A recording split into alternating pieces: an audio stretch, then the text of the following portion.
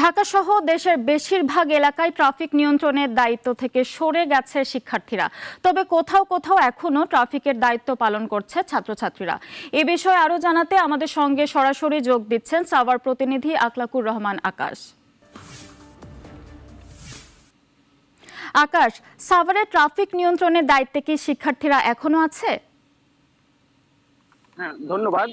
আমি রয়েছি ঢাকা-আরিচা মহাসড়কের সাভারের পাকিজা এলাকায়। হ্যাঁ, যেমনটি বলছিলেন, শিক্ষার্থীরা কিন্তু ঢাকা-আরিচা মহাসড়কে এখনো দায়িত্বরত ট্রাফিকের কাজ করছে। আসলে শুরুতে আমরা যেই রকম শিক্ষার্থীদের উপস্থিতি দেখেছিলাম, এখন কিন্তু সেই সংখ্যাটা অনেকটাই কম। আমরা যেখানে রয়েছি এখানেও কিন্তু খুব অল্প সংখ্যক শিক্ষার্থী আপনার দায়িত্ব পালন করছে। পাশাপাশি আমি ঢাকা-আরিচা মহাসড়কের বিভিন্ন জায়গায় ঘুরে দেখেছি, শিক্ষার্থীরা কিন্তু ভাইপাইলে এবং নবীনগরে, রেডিও কলোনি প্লাস সাভার বাজার বাস স্ট্যান্ডে আপনার ট্রাফিকের দায়িত্ব পালন করছে।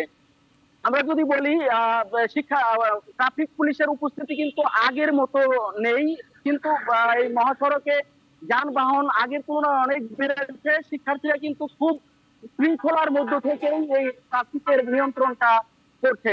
আসলে আমি স্থানীয় অনেকের সাথে কথা বলেছি, আপনার ড্রাইভারদের সাথে কথা বলেছি, যাত্রীদের সাথে কথা বলেছি, তারা কিন্তু এই শিক্ষার্থীদের এই কার্যক্রমকে আসলে সাধুবাদ জানিয়েছে। এই ছিল সাভারের সার্বিক পরিস্থিতি। ধন্যবাদ আকাশ। সাভার থেকে আমাদের সঙ্গে সরাসরি যুক্ত হয়েছিলেন সহকর্মী আকলাকুর রহমান আকাশ। চলে যাচ্ছি পরের সংবাদে।